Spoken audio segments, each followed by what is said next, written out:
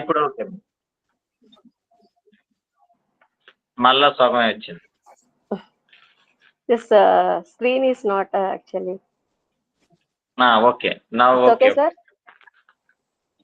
మీరు కొంచెం వెనక కూర్చోండి. Okay, sir. Okay, sir? Okay. ఇప్పుడు ఓకే. కొంచెం అంటే మన స్క్రీన్‌లో 50%. 1 minute, sir. I will adjust my screen.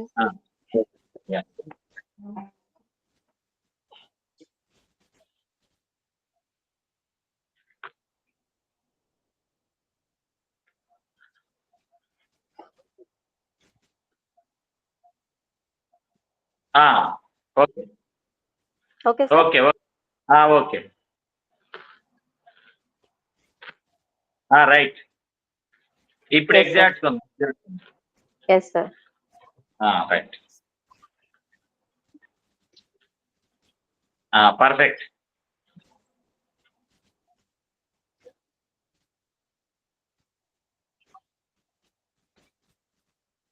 Right. Yes, Right. sir. Right. Shall I start?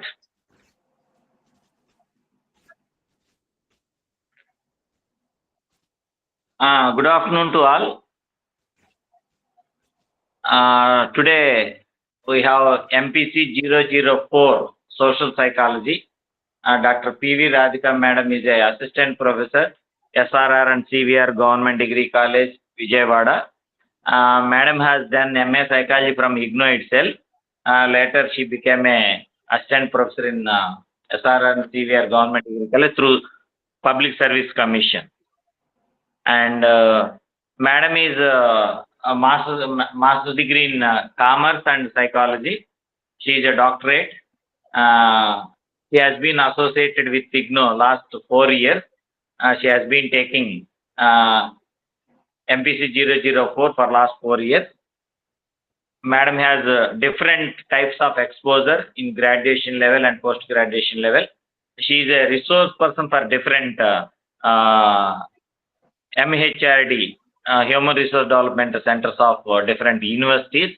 Madam is a renowned person for the different commerce activities and psychology activities and student career counseling and guidance related activities. So this is the information from my side. Today Madam will take the social psychology paper. I think now time is 2:45. Actually we have scheduled up to 5 o'clock. A maximum 2 hours 15 minutes is there. In between she will take 5 to 10 minutes break, and then by 4 o'clock she will take 5 minutes break. After that again continue to 5 o'clock. So in between 2 hours, Madam will cover the 4 blocks in briefly. In between, if you have any doubts, just you can raise a doubt and Madam will clarify, or otherwise last 15 minutes will keep for the doubts. That is better. Yes, sir. That is Madam better. that is better. Last 15 minutes will put for the your doubts and clarification session. So thank you very much, Madam. Even though Thank you you are so in much, sir. hectic schedule, I have spared time for our students. Thank you very much. Since Madam also alumni of IGNOU. It's my pleasure, sir. Thank you so much, sir. Actually, Ivala College lo, it's really I know separate the program is going situation. on. So I delegated it to some other people and came for the class. Actually, I'm very much happy to deal with these classes. Dr. Prasad Babu sir is a very, very nice human being and very nice administrator for IGNOU. He is the best person for IGNOU Research Center in Vijayawada since a long time. And I'm very happy to be associated with sir. And he is my mentor also. So it's my pleasure to deal with all of you, dear friends, today to deal with the topic advanced social psychology. So, sir, shall I start the class, sir? You Sir, can start. I can, share the screen. You can I share have the just, screen also. yes, sir, 1 minute.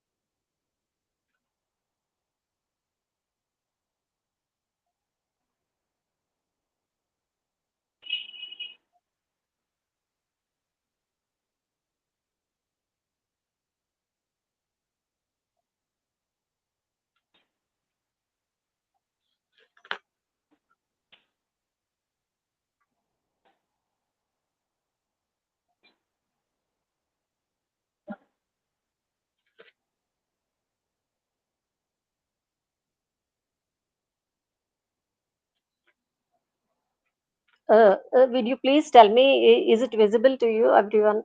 Yeah, yeah, it is visible, visible. Yes, Yes, visible. Yes. yes, yes. So, good afternoon, everyone. I'm Dr. P.V. Radhika, as told me about everything. So, I'm an assistant professor in SRR Xavier Government Degree College.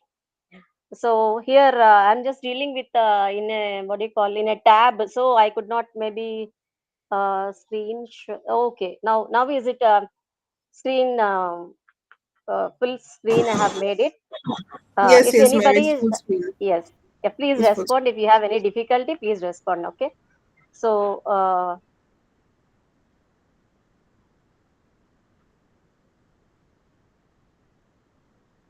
okay, it's fine now.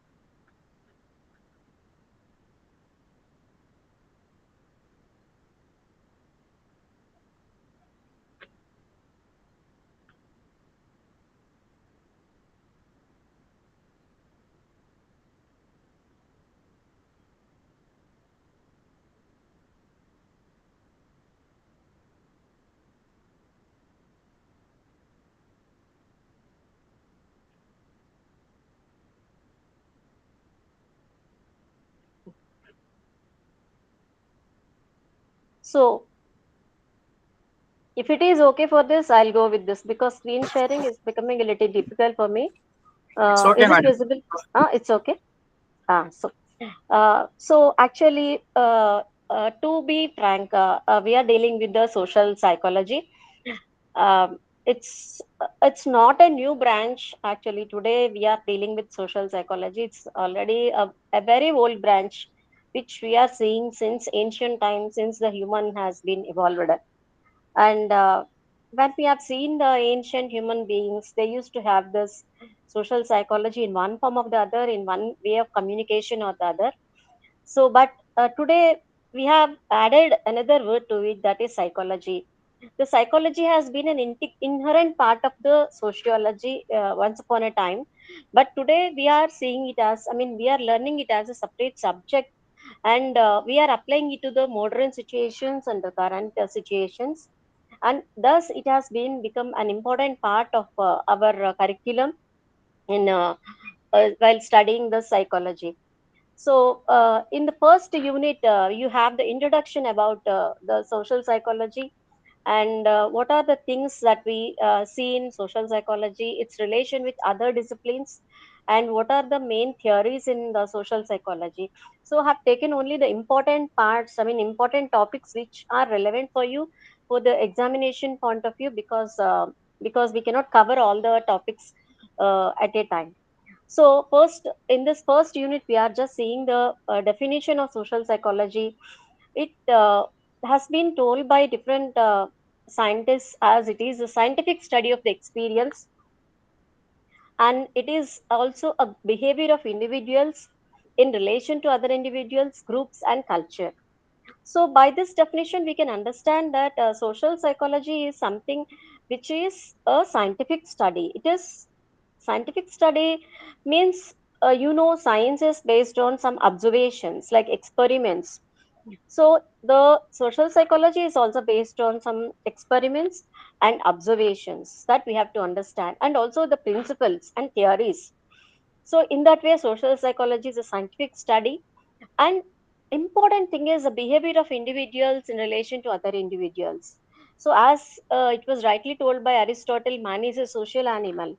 So, when we are in society, we will be interacting with so many other individuals and also other groups in our society, let it be a family, or let it be our college, or let it be our office, or whatever it may be. So in that, what is the behavior of a person when with a relation, when he is dealing with the other individual, or when he is dealing with a group, or when he is dealing with some particular culture. So in that way, that definition covers all aspects of the what do you call, that is social psychology. That is one comprehensive definition, but there are other definitions also which you can refer in your study material. And as of now, another important thing is, when we are telling that social psychology is scientific in nature, it was viewed one. one definition was viewed as a function has been given. So behavior is equal to function of P and E. That is, it is a function of person and environment. So environment means it is not the physical environment, but the environment in which an individual is being operating. So, for example, there is a situation and there is a person in which a person is in one situation. Maybe a person maybe is in a challenging situation. So how the individual is able to deal with the situation, that defines the social psychology. And sometimes the situation is like this: the individual is in society and he need to deal with so many situations, and which are a part of the society, and where he has to abide by certain rules and regulations. At that time also the behavior is judged.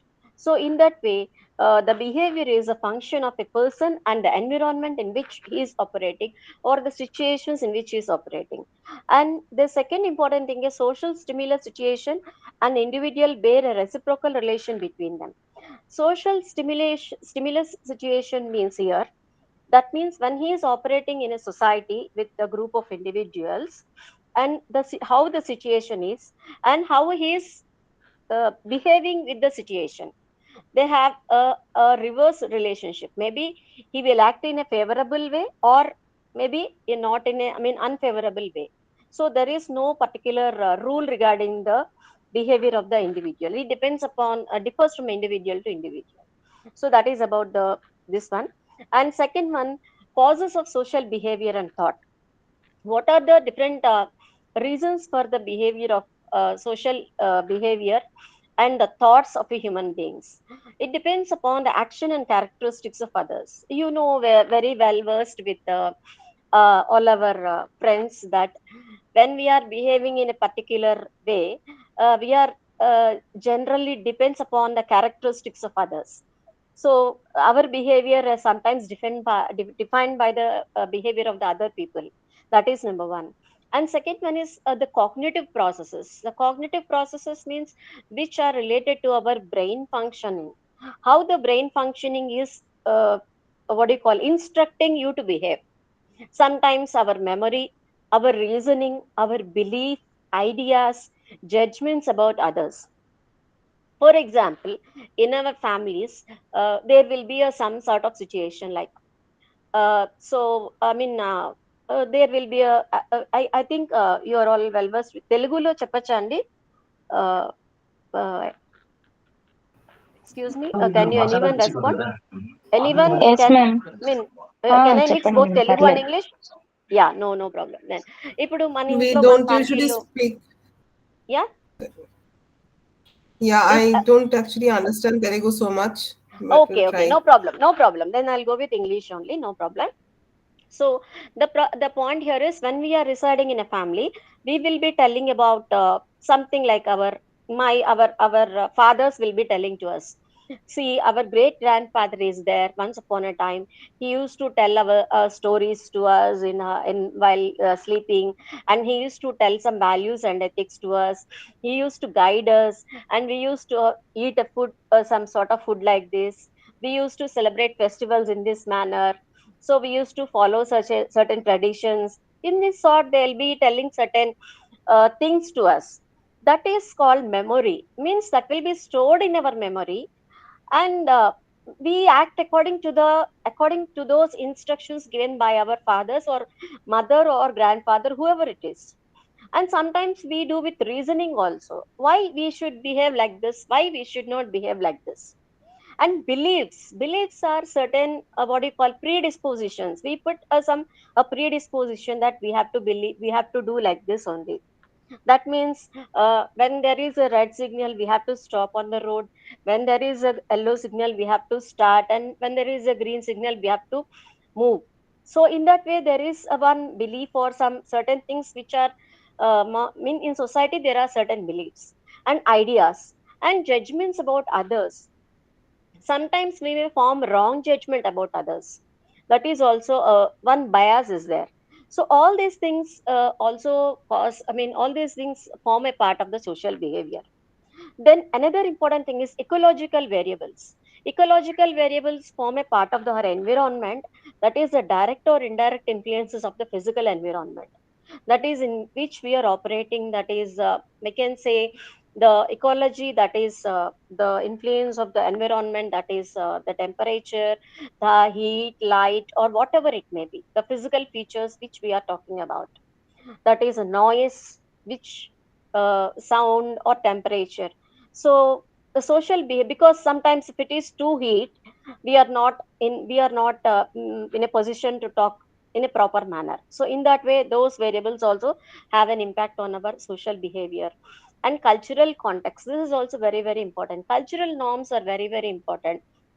So every family will have certain cultural norms, and how their membership in various groups means how they are behaving in various groups, the relationship, how it is, it friendly, or is it I mean in a cordial manner or not, that is also another important thing. And biological aspects of human behavior and genetical aspects, genetical aspects are very very important. First immediate thing is genetical predispositions. Social behavior or behavior of an individual is generally defined by his genetical predispositions. Then afterwards, all these other factors also contribute to the behavior of the individual and individuals' behavior in the society. So these are the things which we have to understand. And another topic you are having in this first block is interdisciplinary versus intradisciplinary approaches to social psychology. Actually, I'm not going to deal with this in a extensive manner, because interdisciplinary is the relationship between psychology and with other disciplines, that is with the sociology and with anthropology and with other social sciences, how it is having. Interdisciplinary means within the discipline, how it is being related with the psychology. So today we can see with the development of the what do you call technological developments or developments in education sector or in developments in other all areas, we have been seen various different subjects and disciplines coming into existence. And the most important factor, and now being a student of psychology, we should be proud that the psychology is the basic reason behind every subject. So every subject is having a psychological aspect, so for every subject. So in that way, interdisciplinary approach is very very important, and to study and understand, I think it is very, I mean, self reading thing, which I can leave it to you. So that is unit 1 for you. And coming to unit 2, this is second one, where there is social cognition. What is social cognition is how you have to understand. Cognition means a process of understanding others in society. So there is one important theory called as attribution theory. Though how people understand their own and others behavior provides a clear basis for solving a variety of everyday day to day problems. That is important thing. So today we are here. The first important thing is we generally, what we do is, for any problem or for any situation, we generally try to blame others for any situation. We generally say that other people are responsible for this, other people are responsible for that. We do all these things, but we don't say that we are responsible, and why I am like this today. So how people understand their own, so we should first understand our own behavior, why I am like this or why I'm not like this. First we have to understand our own, and then we have to go to others behavior. So then that will be the right way of approaching in the society to make good relationships among the individuals. And an understanding of social behavior, because how people process information and make judgments of others, and how they explain the causes of behavior, have an important influence on their own behavior. As I told you in the previous thing, how they explain their judgment of others, how they form an impression of their in their minds about others, that is a very important thing to understand. So we have to understand that the we have to make a judgment about others, a positive judgment or a negative thing. So that person is not kind, that person is so kind. So these are so many common things which we make some judgments. So that is another important factor. Then next one, in the social cognition theory, there are two important models here. The first one is additive model and the second one is averaging model. So in this additive model, Anderson is the person who have given this additive model. Why he has called this as an algebra? That is, cognitive means I told you the functioning of the brain. So he suggests that we simply add together the bits of information we have about a person to form a judgment. For example, we have an individual. We have to form a judgment of a person whether he is good or bad. So we simply write the traits. Traits means the characteristics of a person. So if you rate the characteristics, for example, honesty, uh, can I have some characteristics of a person? One or two characteristics. So truthfulness, Truthfulness, trustworthy, trustworthy, excellent. Yeah, honesty.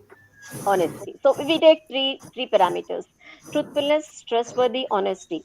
So if I give one for first parameter, I give three points. For second parameter, I give 5 points, and for third parameter, I give 4 points. I'm adding it 3 plus 5 plus 4. That is 12 marks. I'm giving 12 marks to make a judgment about a person. Similarly, I mean, I'm giving some ranking to a person on the basis of their features. That is additive model. And the second model is it suggests that although we start in the same way, there is an additional step you might be knowing in an average, where we divide the number of traits to form an average. So I told here there are maybe I can take another four characteristic features. The total of the four characteristic features is 16. I made it 16 by 4. It comes to 4, number 4. So 4 is the, I mean, giving the features. So now, which model is, rational in forming a judgment about a person, whether it is additive model or averaging model? average model. Very good. Why? Why it is so?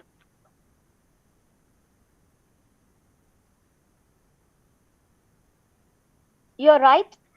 You're truly right. Because in averaging model, what we are doing is we are taking all the things into consideration and we are averaging it. That means we are moving around the center figure, center central trait of a person. We are taking it into consideration. But in additive model, we are just adding it and giving only the number. So in that way, they finally concluded that averaging model is superior to the additive model. So that is the an important concept of this cognitive algebra. This is a very important concept for you for your, I think for your examination point of view also. And in this context also, there are two important things. I've not taken the related things, but I have given taken only the concepts actually. There are two important effects in the situations. In social situation. Number one, it is primacy effect. Primacy effect refers to the condition in which early information has a stronger impact than the later information. For example, if we go to a movie, if we see the movie, in the beginning itself, there is a lot of violence and a lot of thing, which is not in good to the people, is shown in the first beginning itself. Generally, people are carried away by that. That is called primacy effect. This is very particular and applicable to our youngsters because they are carried away by such sort of violences and all sort of nonsense. Scenes which are being seen in the initial stages of the movie. So it depends upon the again the person and his genetic predisposition and his situations also. But where the early information plays a very important role, that is the early information sometimes carries a lot of weightage when we are communicating with others. That is primacy effect. And recency effect is the second thing is later information is having more credibility than the early information.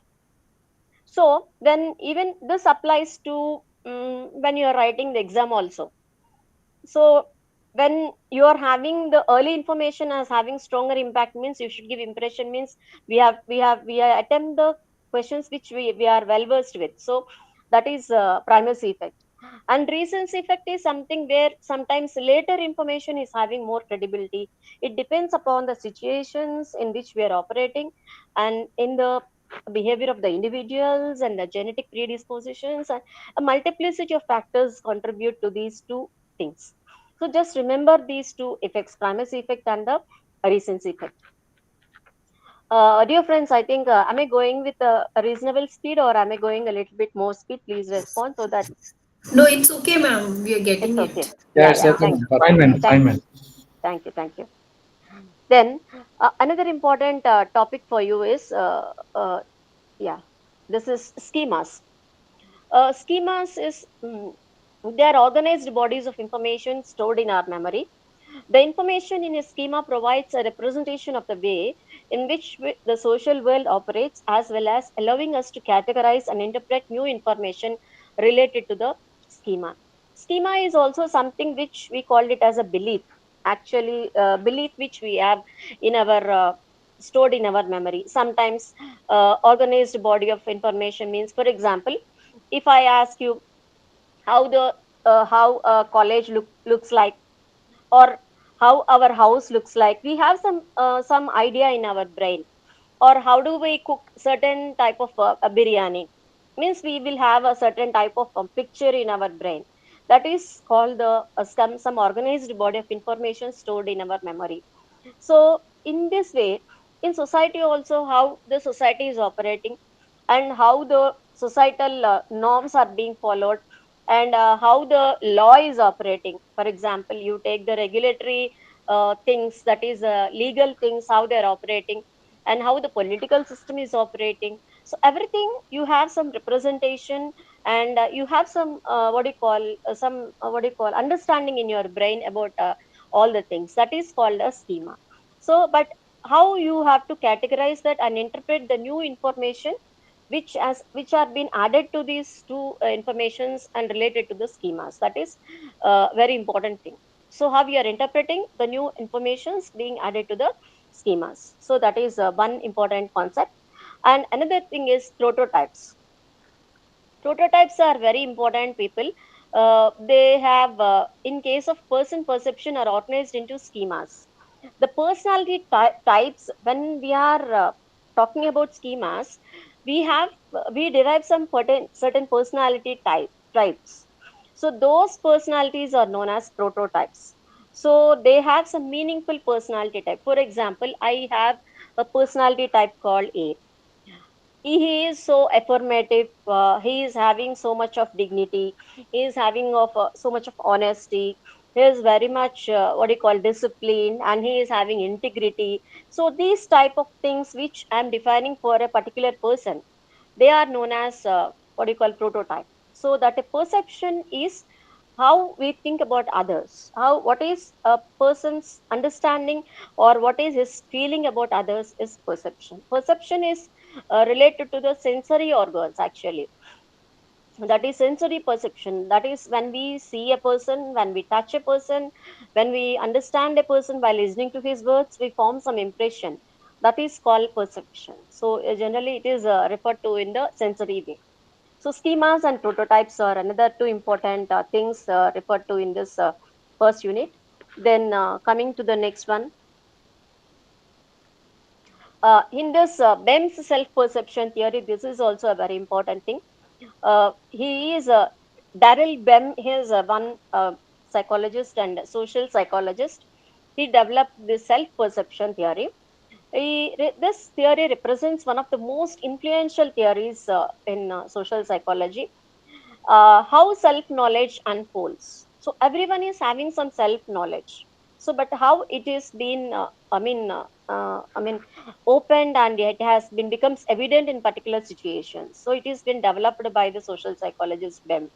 So he tells 2 points here. First, the theory claims that people come to know their own attitudes, beliefs, and other internal states by inferring them from their own behavior and circumstances under which they occur. So here he gives an example. A student who observes that she, or she constantly reads psychology books may infer an interest in psychology. So self-perception is one thing he is telling that a One person may have their own attitude. Every person will have their own attitude, and they have their own behavior, they have their own beliefs, and as I told you, they have their own internal states, and they have their own genetical predispositions, and these behaviors are exhibited in a social situation. So, for example, you see one student reading one particular subject book regularly or consistently means that we generally come to a conclusion that he or she is interested in a particular subject, whether it is psychology or mathematics or whatever it is. That is one derivation he has given about the what do you call about the people's perception. Then, secondly, the theory claims that when internal cues are weak, the individual is in the same position as an outside observer who must rely upon the external cues of their behavior to inform their own inner characteristics. For example, what are the internal cues here? When the person's internal, what do you call, characteristics, when he is unable to find out the internal, what do you call, internal traits, then the particular person will be like an as an outside person only. So for example, I am here, but I don't know my internal, what do you call, traits. I don't know what am I. So but I am judged by you people as some with some characteristic features. So I will be basing on your characteristic features, and I will derive from you only, who must rely upon the external cues of the behavior. So finally, I also come to conclusion that my characteristic features are so and so, X, Y, Z. So I don't have any internal, what do you call, perception about myself. That is another important, what do you call, conclusion he gave about this theory. So these are the two important conclusions about the WEM's self-perception theory. And coming to the next one, uh, in this, I mean, we finished 2 units. Basic, I collected, I mean, I finished, I mean, and I covered all the important concepts till now. And coming to the methods of social psychology, here we are coming to the research methods. Till now, if anyone having doubts, sir has told at the end we'll conclude. So if you have any doubts, please put it on the paper so that at the end we will cover all those doubts. So here, coming to methods of social psychology, when we are doing some research on any social psychology, what are the methods of data collection? Data is means a raw information. So how we are going to collect the data? The in the form of observations, in the form of study of documents, by framing a questionnaires and by conducting interviews or testing or experiments. There are so many methods. That is methods of data collection. And once the data is collected, a raw data is not at all, it is not at all useful to anyone. For example, you take a raw vegetable, unless you cook into a curry, you cannot eat it. I mean, even though raw vegetable you can eat it, but you have to cook into some form and you have to eat it. So you have to analyze the given the raw data. So how you have to analyze? What are the methods of the analysis here? The first method is observational method. Observational method is very simple, where you have to simply observe the phenomena under the study. For example, if you want to study the what do you call, the marriage belief systems in a particular culture, what are the marriage belief systems? You know that marriages will happen in certain families in certain way. We used to have that sati sagamanam, and we used to have that early marriages once upon a time. So but we used to, after a long research today, we have concluded that the right marriage age is so and so. In that way, we have taken one topic on research on social psychology, which can be related to any topic of interest related to the society, and it definitely includes a psychological aspect. So you can take even the education, how the young adolescents behavior has been has been not in a right way. So in that way, if you are taking one topic into consideration, the first method is observational method. So you have to take some variables into consideration. So what can be the variables? The age of the student, and what he is studying, and what are his family background, what is his family background, what is his genetical things into consideration. So there are so many things we collect the information. So every parameter you have to observe. That is observational method. Then second one is correlation method. You know that you have to put when there are two variables under consideration, you have to maintain correlation between two things. So for example, as we say in economics, in our subjects, when the income of a person increases, the demand for a good increases. I think any economics uh, people are there in this group. You can understand it properly. A simple example: if there is an increase in our income levels, what we do generally, we may resort to increasing purchasing power will be increased, or we may resort to increase in investments or savings. We may do both. So that is a correlation method. So we have to correlate the two things, whether how both are correlated to each other. And experimental method is something which is based on experiments, and where we conduct some experiments on particular subject. We call them as a subject, and we do some experiments without their knowledge. And experimentation has been a dominant research method in social psychology, because the we predict the causal relationship between variables. That means what is the cause and what is the effect. Experimental method tells what is the cause and what is the effect. That will be known in case of the experimental method. And another method is quasi experimental method. That is very important, where we can see in everyday life setting, over which the researcher has less than complete control. So I mean, in everyday life setting there are a number of situations we come across, but the researcher has less control on these type of methods.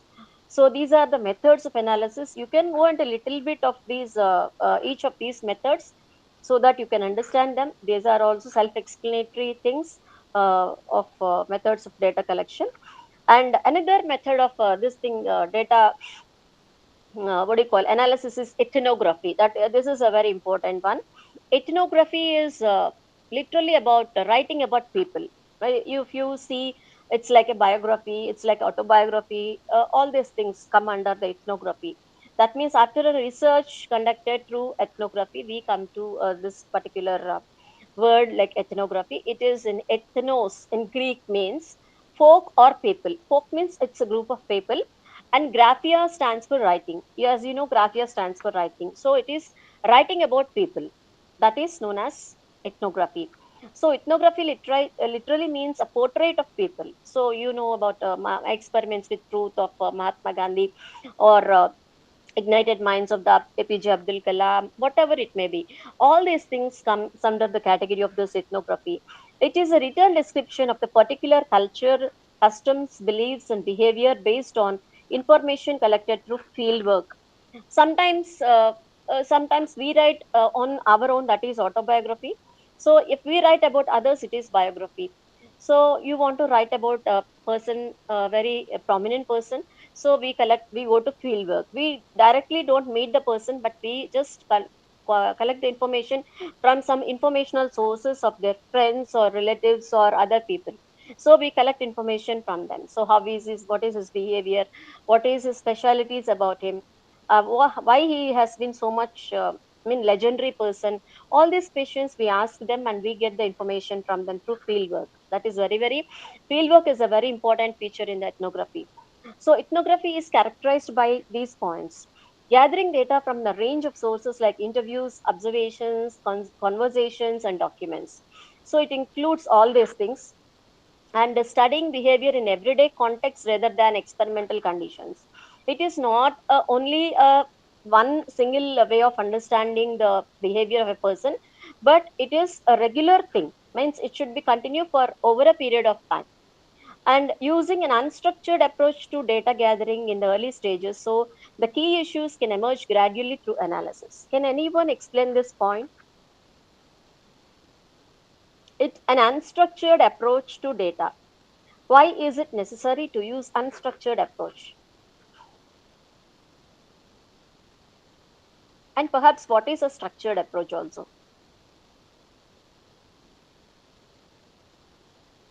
Don't know, ma'am, really. In general, you know the word structure, no, ma'am? What Yes, is this? yes. Structure means what you mean by structure generally? So in an organized way. Exactly, organized way. So, but here it is not an organized way. Mm-hmm. That's it, no, ma'am. It's what we are doing here. We are collecting the information in unorganized, unstructured approach. We don't follow any methods or steps or processes like that to get the data. But Okay. that is a very important feature of the ethnography. Why?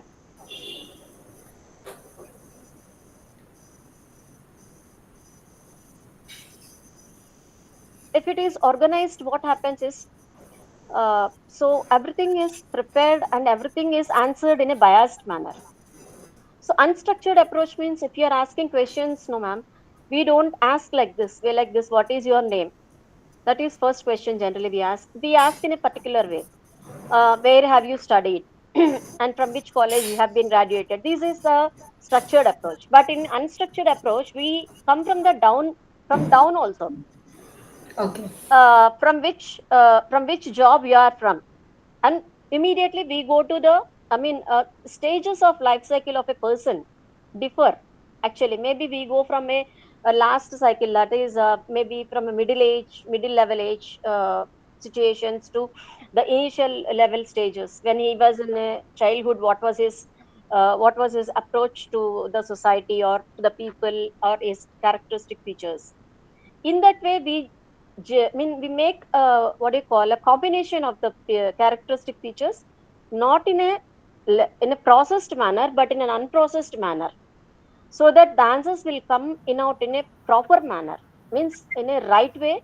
And what do you call in a I can It's the say in a qualitative aspects of a human character, probably, ma'am. exactly Since exactly we exactly have, yeah. yeah, qualitative aspects. And also the answers will be also be the maximum to the true and correct answers will come. So you generally, if you interview a person, you take an interview for example. If you go to an interview, generally the interviewer asks directly a person a question which is not a direct question. Initially asks what is his name and everything, and afterwards he go with an unstructured approach. That is one part of the interview also. So he may not follow an unstructured approach. So he may ask about one subject first initially, about his subject which he studied. Maybe immediately he may switch over to the current affairs. Maybe then immediately he may switch over to the sports. Then immediately he may switch over to his family. So in that way he switches between one topic to the other. Why he does like that? To know the capability of a person and the challenges and how he has been answering, and whether the answers are true or unfair or not. Understood, ma'am? That is the reason why the key issues can emerge gradually through analysis.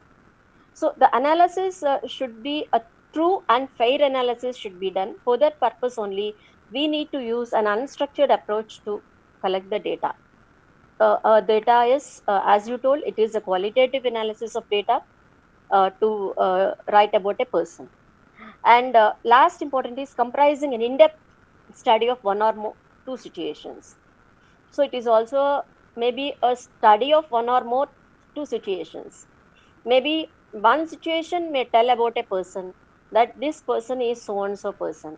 So if you take in your life also, you may come across your in family or in your households. You take one person, certain your neighbors, one person, maybe she is so helpful to you in your trouble times, then you may, one situation is enough for you to conclude about that person.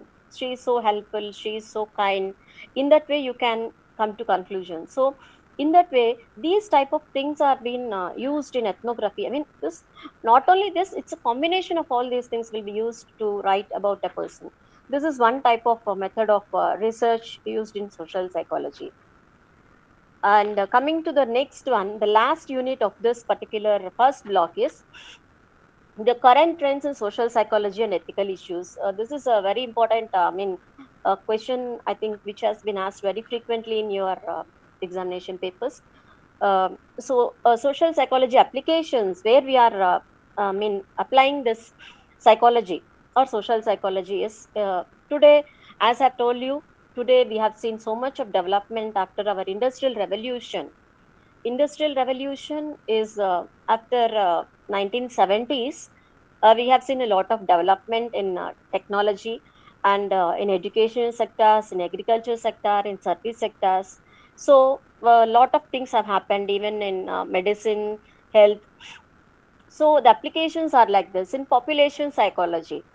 So in studying about the population growth, why the population growth is why the population growth is the trend is showing in this way, what are the reasons for this, it is a very in-depth study about the population growth.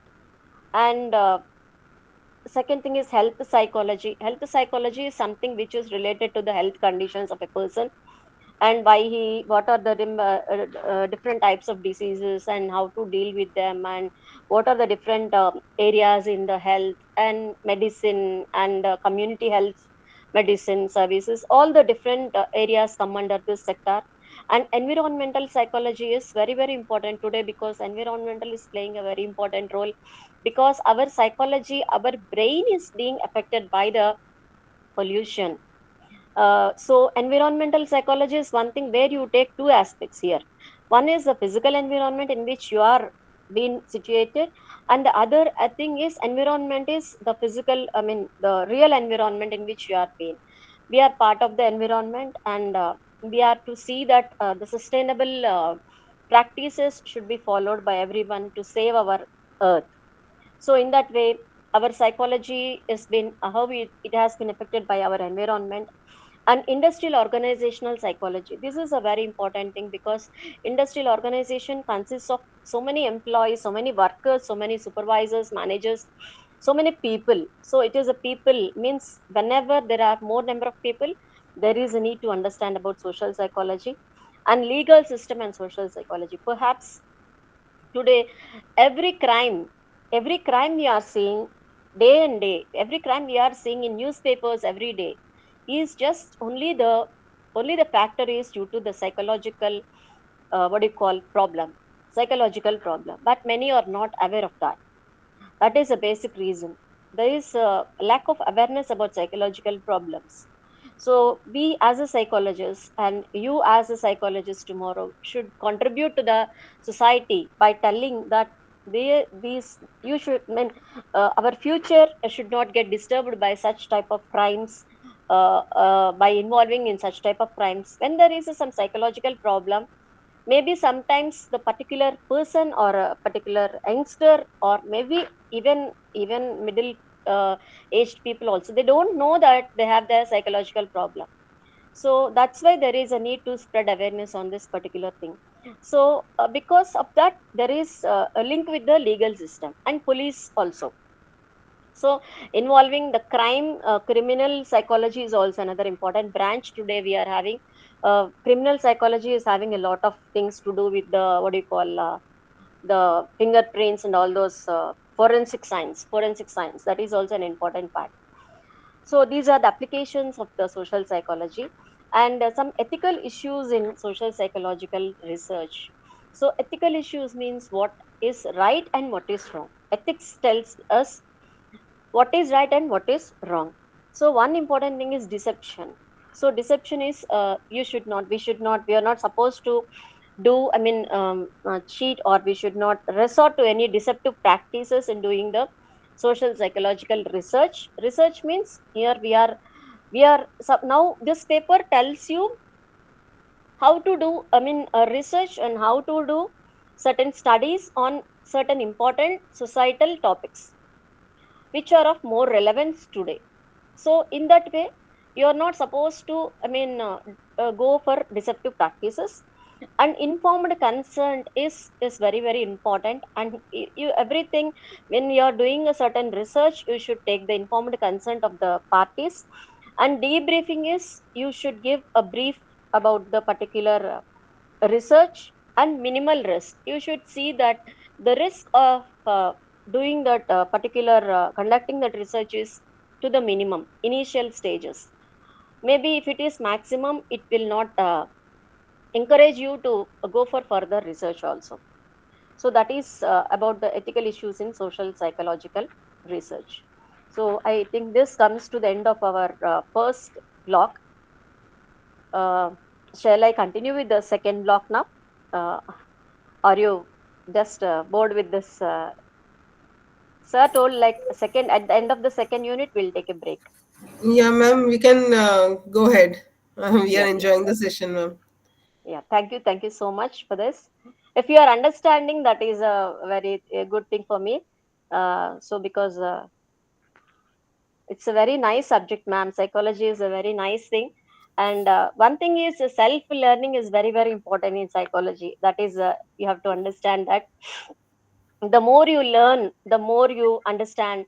And one the important thing is the IGNOU material is very what do you call advanced material, and it's very nice material where you don't get anywhere.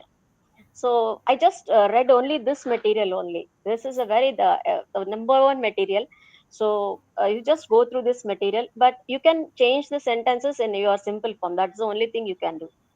Okay, coming to the second unit, ma'am. It is concept of social influence. That is second one. How the social influence of the society is been on individual. Social influence is defined as a change in an individual thoughts, feelings, attitudes, or behaviors that results from interaction with another individual or group. Simply saying, it refers to the change in behavior that one person causes in another intentionally or unintentionally. So it is a normal thing. So we see that one person behaves in one way. So we don't know that our behavior has been bringing changes in the other person. So unintentionally or intentionally, that is two things may happen at the time. So that type of change in behavior of a person is called social influence. In the social influence, there are three areas. These three words are very important: conformity, compliance, and obedience. Conformity means it is changing how you behave to be more like others. So generally in a society, we don't want to be like a separate what do you call a separate person. We don't want to be isolated from others. We want to belong to others. We want to belong to others, a sense of belongingness. I want to belong to this group. I want to belong to my family.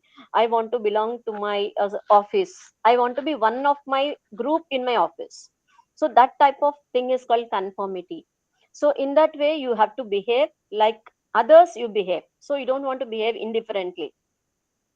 And compliance is where a person does something that they are asked to do by another. So you need that. Compliance means for example, in your office, if your superior tells to do a particular work, you have to do it. Compliance means you abiding by certain rules and regulations. That is called compliance. And obedience, you know about this. Obedience is different from compliance in that it is obeying an order from someone that you accept as an authority figure. So compliance is one thing, where is one thing you are doing it voluntarily from your own interest, whereas obedience is where you are supposed to do it because the other person is authority figure. So that is the difference between obedience, compliance, and obedience. So that is first one, social influence. And coming to the second one, in compliance there are four strategies. There are four compliance strategies are there. The first one is here. Look into the. I mean, I have given you four. I have given three.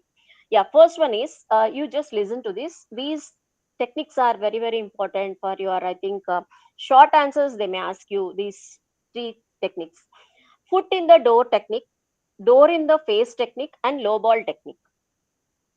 I will say foot in the door technique. So I will tell you, for example, mm, uh, can any one of you just? I would like to ask you one example. Any one of you are students here? Students means not married or students, or even if married also you can respond, no problem. Just we'll have an example so that you can understand this foot in the door technique very easily.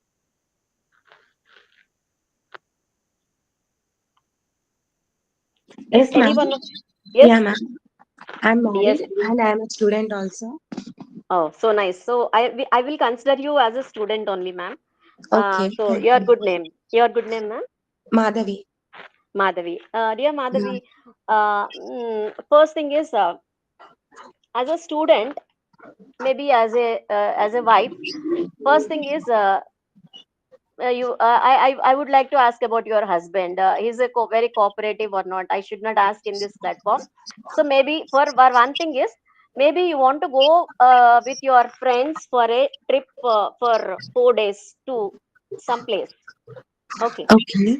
So how do you ask your husband? Like, what is your question? I mean, how do you question? I mean, how do you request him to ask? Maybe your husband is very generous and very uh, supportive, but even though you have to ask him, no, how do you ask him? Actually, I prepared some sweets or anything. What Hmm? he interested to eat. Uh, Then I'll ask. Actually, I want to say one thing. He will know everything if I yeah. prepare anything for her, for him. So Yes. he decided that okay, something is happening here. Uh, Yes. then, Yes. then I try to ask. My friends are going some other place. I want to go. Hmm. Please help me. Then what about children? Hmm. Please take care of children. Obviously, Please, that comes, that follows. yeah, please. I want to go. I want to spend time with my friends. Yes. Yes. This Mm. exactly. This is the foot in the door technique. Okay, ma'am. Exactly. You said it is the foot in the door technique. You have given your request is very sincere, and I think your husband will definitely agree. So first of all, we'll ask like, shall I go to some place with my friends? With my friends, maybe with my friends. Then your husband will say maybe sometime he will think that maybe I'm having office, or I can. I mean, how can I take care of children? So you told that you will prepare speech for him. So he became okay. So he said okay. Then immediately you thinking about children. What about children? Then automatically he thinks that okay, I'll take care of children. No need of thinking about children. I'll make arrangements for children also. Don't think about it. So the thing here is, the first stage you will start with a certain strategy, that you will put a small foot. That is, you will start with making some what do you call, a strategy to agree with a small technique, and then you go with the major one, next one, major one. Maybe next technique, next strategy you may ask you is, first you ask for only 1 day, then you may ask at the end, you may ask maybe after, before starting, maybe ask, uh, sir, my dear husband, my friends are asking for another 2 more days, so can I spend for 3 days totally for the trip? So there is no point in your husband disagreeing for that, I think so. Yes, ma'am. Yes. So finally that happens. So in that way, like means this is known as compliance, where you are using the technique that is known as foot in the door technique. And door in the face technique is, uh, for example, uh, you will having this type of donations, and charity people will be coming to us to ask money. So what they will ask us, madam, we are coming from so and so charity. Will you please donate us? Like we are asking for so much amount of rupees. Minimum they will tell 1,000 rupees. They will tell. Then we say, oh, it's 1,000 rupees. It's very big amount. No, I cannot donate that much amount. We are already donating to some other organization. Madam, at least donate 100 rupees. They will remove 1 0. Then what we will do? 100 rupees is not a, Definitely. Yeah, we will yeah, give. problem for us. We definitely give 100 rupees to them. That Yeah. is called as door in the face technique.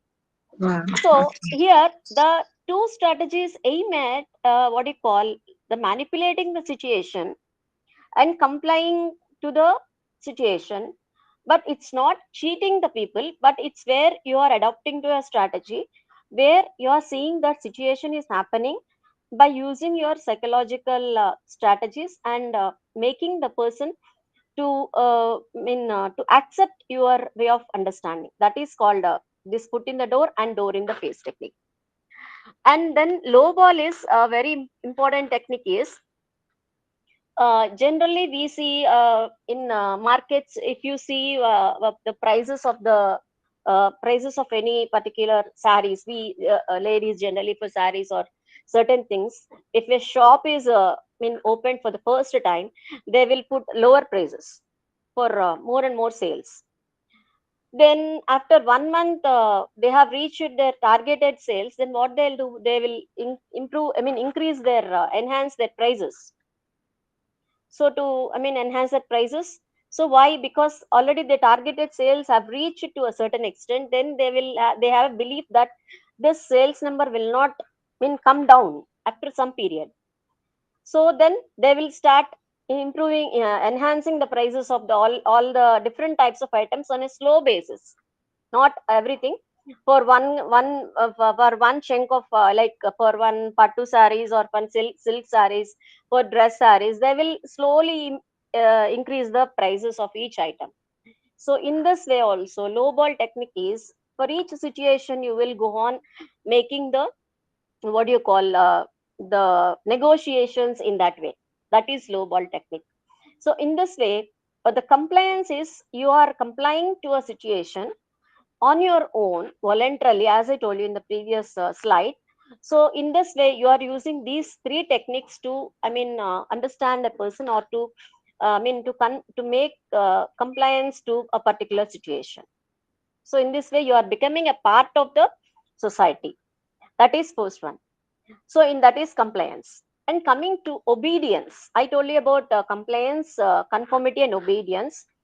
In obedience, as I told you, it is following the orders of the authority. There is a particular theory called as Milgram's agency theory. That is one theory which you can see in your material also. There are either one of the two states that there is one important thing here is, the human obedience can take different forms, like either it is positive or negative. So that is two states they told. So obedience can be a positive or negative. So it can be negative also. So the forms of obedience are include obedience to laws. I think these are self-explanatory. I'm just reading. Obedience to social norms, obedience to government, monarch, organization, religion, or church, obedience to God, obedience to self-imposed constraints such as vow of chastity. That is, we put our self-imposed restrictions, like we do. We don't want to eat on a certain days like Sivaratri. We don't want to sleep. All these things are self-imposed constraints.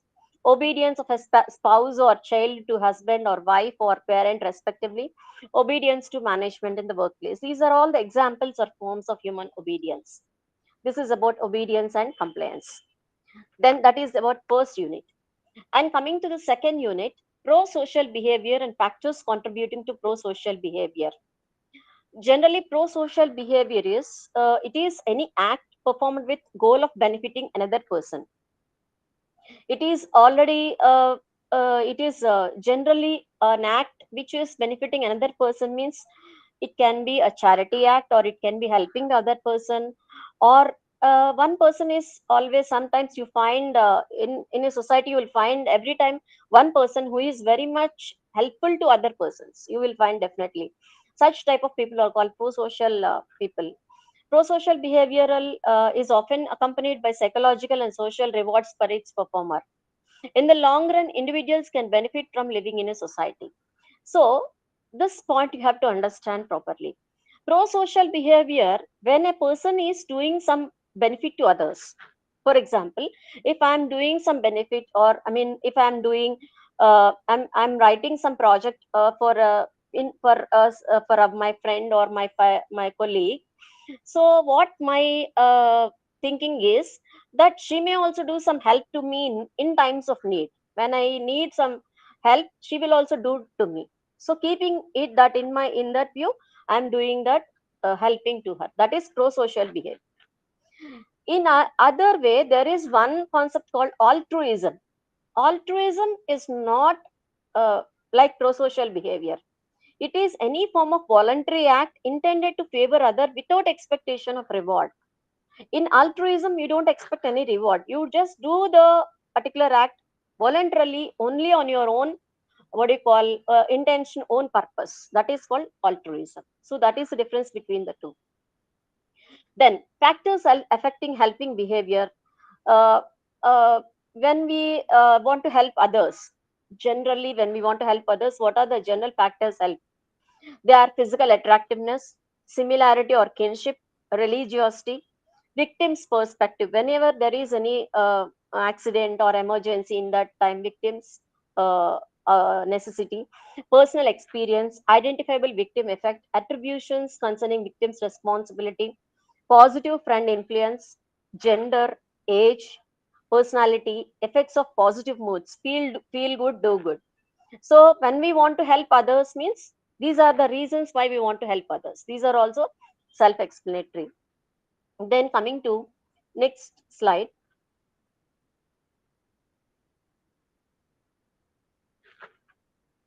Yes, this is interpersonal attraction, the third one. So interpersonal attraction means attraction between two persons. When measuring interpersonal attraction, one must refer to the qualities of the attracted as well as of the qualities of the attractor to achieve the predictive accuracy. It is suggested that to determine attraction, personality and situation must be taken into account. So one person is attracted to other person means uh, generally it will be either due to his behavior or maybe due to his personality. Personality includes behavior, not only physical personality but also behavior of a person and the situation in which he is exposed to. So these two should be taken into account. So, in measuring this interpersonal attraction, we have to understand the qualities of both the people. That is, the person who is getting attracted and the person uh, being attracted, and who was the attractor. Then there is another important. This is concept is also very important for you. The reciprocity of the liking rule. A person may come to like another and then, as a consequence of his liking, come to perceive that the other person likes him. In such a case, liking for the other is not induced by other persons providing the reward of esteem, but rather by some other determinant of interpersonal attraction. So here the sentence is little bit difficult to understand, but it's very simple. So one person will like the other person. Okay. Then the other, see, as a consequence, other person also likes to him, maybe likes him. But this type of mutual liking is uh, not because of the reward or something which he is going to gain by attracting the other person, but some other determinant of interpersonal attraction is there, which we may not know at that point of time. So that the subconscious brain tells him that to attract towards a person, what is the reason for attracting with the other person, we don't know whether it is a permanent one or a temporary one, we don't know that. So that is called as the reciprocity of the liking rule. And one may become attracted to another as a consequence of his discovery the other person likes him. Such process which support the notion that esteem constitutes a reward and we are attracted to people who give such a reward. The same thing which was told in the previous para. So finally the thing here is, whenever we are thinking that attraction is a process of reward process. So whenever we are getting attracted and we are attracted by the other people, we get some sort of a good feeling. Good feeling means attraction means it's like when we go to, when I go to a college, when I deal with the students, when I give a good lecture, I get attracted by the students. So what is the feeling I get from the students? That a feeling of the that this she's a very good teacher, maybe that brings up me the esteem, self-esteem will increase. So my self-esteem will increase. So that is one reward to me. A reward is very important to me. That is a job satisfaction to me. So in this way, rewarding reduces anxiety. So what happens then? That rewarding will reduce our anxiety, stress, and loneliness and enhances self-esteem. Self-esteem is one thing where what are the important positive things in you as an individual. Maybe as a good lecturer I'm having, maybe I'm able to deal with them in a friendly manner, maybe I'm able to teach with them in humorous way, maybe I'm very easy, I'm telling them very in a explaining them very easy to understand in a manner. All there are so many factors that contribute that. So in that way I'm treated as a self esteem person, means that improves my self esteem. So in today's environment the lack of the self esteem is a reason for many problems of what do you call suicides or depression, whatever it may be. So the rewarding is a very very important part that reduces our anxiety and stress. Then coming to next slide, then we are coming to the last one in this particular block, aggression and violence. You know that aggression is something, aggressive behavior is a form of violent behavior. So, human aggression is any behavior directed towards another individual that is carried out with proximate, means immediate intent to cause harm. So, human aggression is an important thing which we are seeing today, and I need not tell you all of you people. So, we are seeing in newspapers daily so many types of aggressive behaviors. I mean, it may be towards children, it may be towards ladies, or it may be towards parents, or it may be towards siblings. So many examples we are seeing. But why there are so many types of aggression? So the types of aggression are classified like this: clinical classification, that is depending upon their what do you call genetical thing, or clinically, I mean after experimentation, why they are behaving like that, they will come to conclusion after observing them. And instrumental versus hostile aggression. Instrumental means sometimes some people wants to see. Instrumental means if I want to be aggressive for some point of time, how it will be. Hostile means it will be a very simple form of aggression. Proactive means it will be always a little bit higher form of aggression. Reactive aggression means if you react to other person, it is not you as an aggressive person, but you are reacting to other person. That is reactive aggression. And positive and negative aggression. Positive aggression means sometimes you need to be aggressive in a positive way. In what situations will you show positive aggression? Any example for this? Aggression is already a negative term, my dear friends. Aggression is already a negative term, but why we are telling it is a positive aggression? Just to When, probably protect ourselves from any negativity. exactly, exactly, very good. Yeah, when we are supposed to defend self defense ourselves, or when anybody, I mean, tells any wrong thing about us, or when anything, I mean, bad thing happens to us. So sometimes we need to have show the positive aggression also. It is not only negative, it sometimes it is a positive also. So in that way aggression is also positive and negative. Then, what are the causes of aggressive behavior? Just I'm reading the causes. The neurophysiological perspectives and biological causes. As you know, it is a brain dysfunction. Sometimes all the neurological, what do you call, the the transmitters, neurotransmitters in our brain may have some dysfunctional properties. Then it may lead to the aggressive behavior problems. And testosterone is a hormone in males where the imbalances in the hormone causes this aggressive behavior.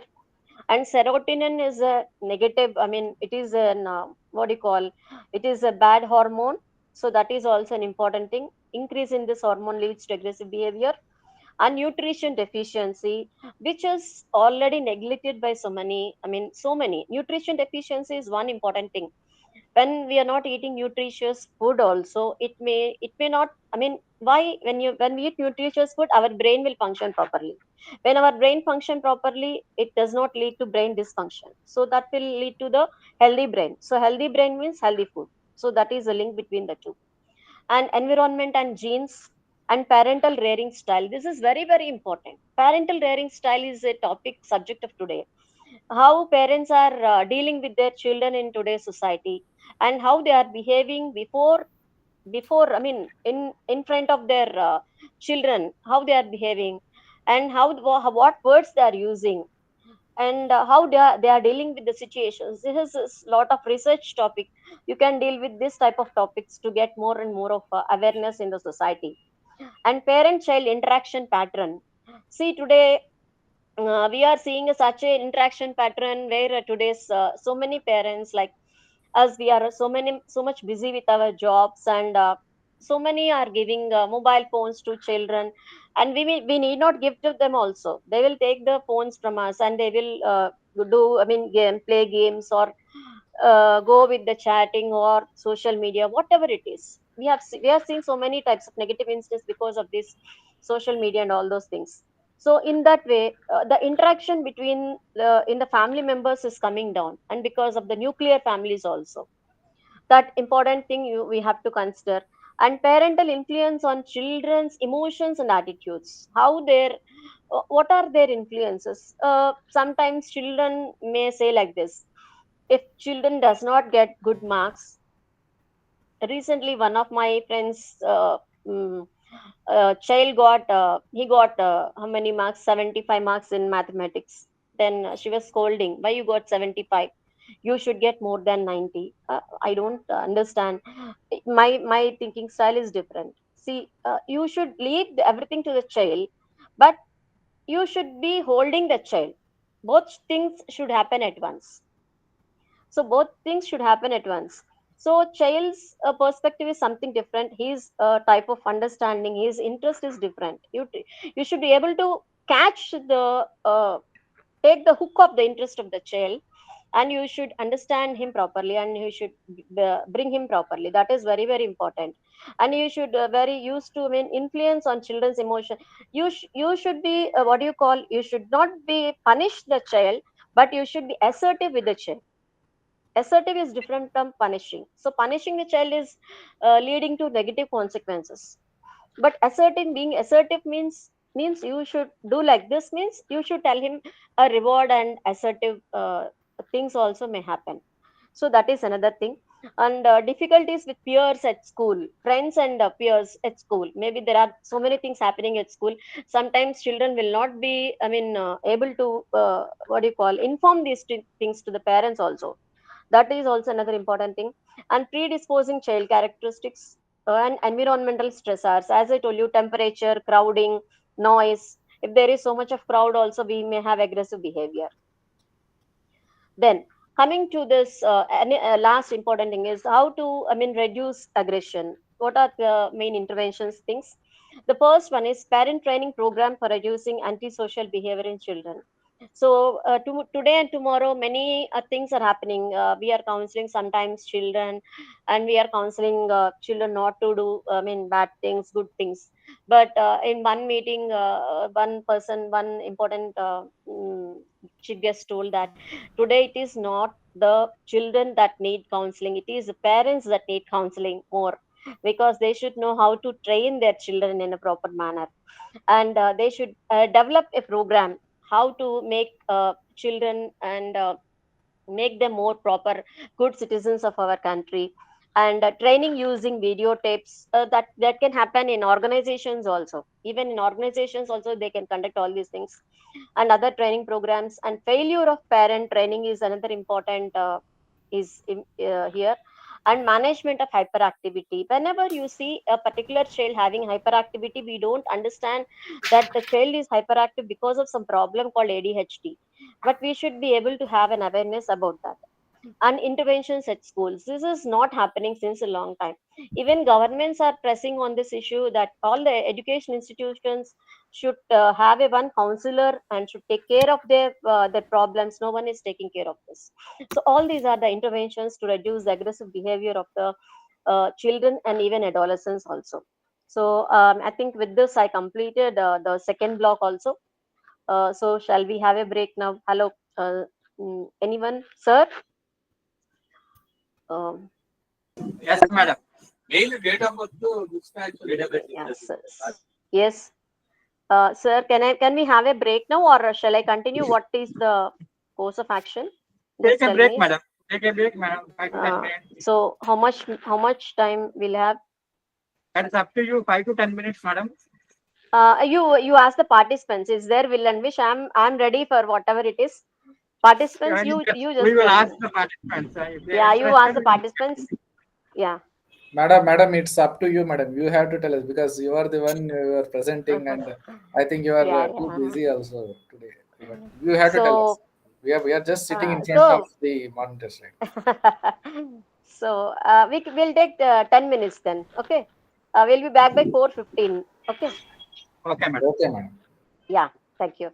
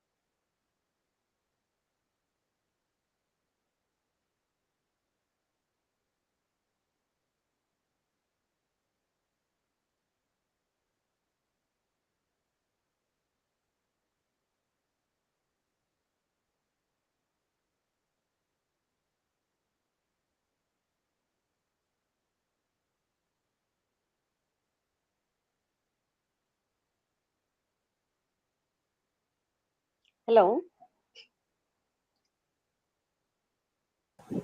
Yes, ma'am.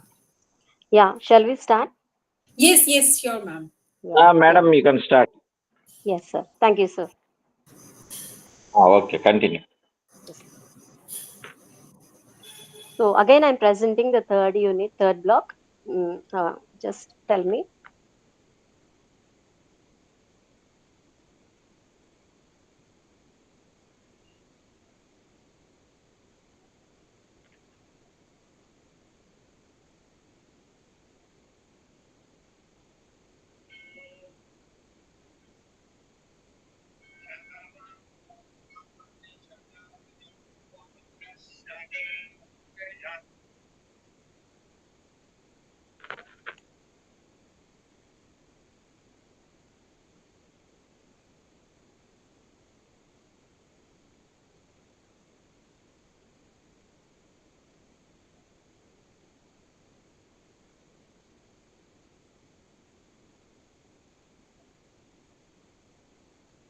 Yes, is the screen visible? Third one, open. Oh, it's opening, I think. Yes, is it visible, my dear friends? Yes, yes, madam. Yes. Yes, thank you. So this is our third block, that is about attitudes and all those things. So first, in this first unit is introduction to attitude and stereotypes. Uh, that is the first one. So in general, we use this word attitude very frequently. So what is attitude? So attitude is a learned predisposition to respond in a consistently favorable or unfavorable manner with respect to a given object. So so everyone they will have some attitude. So attitude tells about a person, what type of a person he is. So it is a learned predisposition. It is not maybe a genetic one. It can be learned also. Sometimes we can learn this attitude maybe from our family, from our friends, from our school teachers, whoever it may be. So to respond in a consistently favorable or unfavorable manner, so we respond to that situations in both ways with respect to a given object.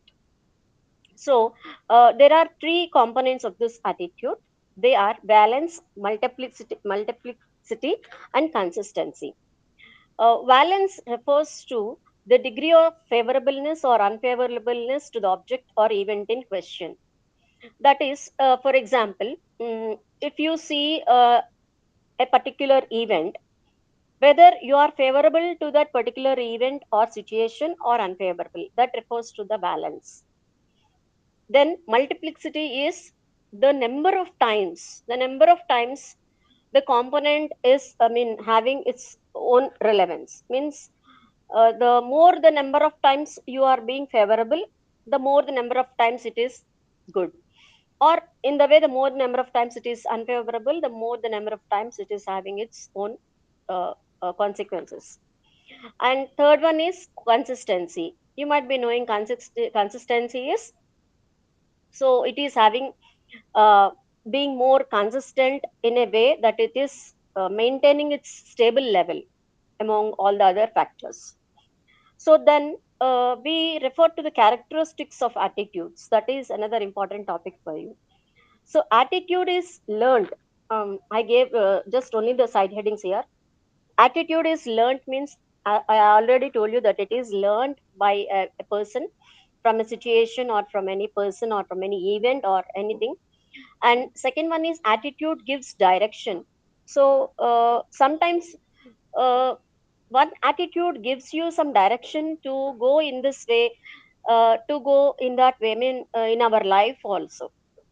So sometimes our attitude is what we are, decides our whole life also. And attitude is related to some issue or some object. And attitude is having some motivational properties. Sometimes attitude gives us some motivation to lead further in our life also. That is attitude. Then the second important concept of this chapter is belief. As you already know, that belief is sometimes which has been I mean, having a concept in an inherent part of a person since a long time. In general, we technically we tell that an enduring organization of perceptions and cognitions about some aspect of individual's world. So every individual is having their own world, means their own what do you call uh, own bench. I mean own scope of their world. Actually, they're limited to some scope of their maybe family, limited to family. So from the family, they'll have their own some perceptions of all the way about the human beings, about the cultures, and cognitions is about what they are thinking in their, I mean, from their functioning of the brain. So that is known as belief. So these are the two important concepts of the first one. And coming to the second one, theories of the attitude organization. This Heeder's balance theory is a very important theory for examination point of view. The Heeder's balance theory is also known as POX model, and it was given by Heeder, the social psychologist, in 1946 and 1958. It has three elements. What he is calling it as the three important things. The first is a perceiver known as P. Then second is another person called as O, and third X, an object of perception. So in this, can I take three persons like for example Rama, another Rama, Sita, Lakshmana. For example, maybe if it is religious, I can take XYZ. Okay, XYZ. So in this, for example, X likes both Y and Z per situation. Yeah, please listen carefully. X likes both Y and Z. And second situation is Z is not liked by Y. Second situation. And third situation is Z is liked by X. So here two situations are this: X and Y are liked, both are liked each other by each other, but Y does not like Z. But Z likes X and X likes Z. So here, what the thing here is, the what the Y should do is either Y should dislike X in order to bring the balance, or Z should dislike X in order to bring the balance in their behaviors. That means balance in their behaviors means uh, every perception of a person. That means in order to bring some you know what you call universality in their behaviors, this balance theory was given. But some criticisms were also given there, but it has been a major for attitude theory which has been given by the what do you call Heeder. That means whenever we are working together, we should see that any three persons or any four persons, whenever there is a liking or disliking among people, it should be a symmetrical or asymmetrical. When there is an asymmetrical proportion among the people, you should see that there is a symmetrical proportion should be brought between the people, so that everyone likes each one. That is the first theory. Then second one is Katz's functional theory, that motivational basis is the key to understanding attitudes. The motivational basis is conceptualized in terms of functions which an attitude performs for the person. So motivational basis means sometimes motivational situations should become the basis for understanding the attitude of a person. That is the Katz's functional theory. And third one, Kelman's three process theory. He again he given three distinct process of we have seen in social influence: complaints, identification, and internalization. Internalization is being having its their own internal attitudes of a person. So these are the three theories which have been given by the different social psychologists. And coming to the stereotypes, this is a very important topic in social psychology. A stereotype is a belief about some particular trait being prevalent among all members of a social group.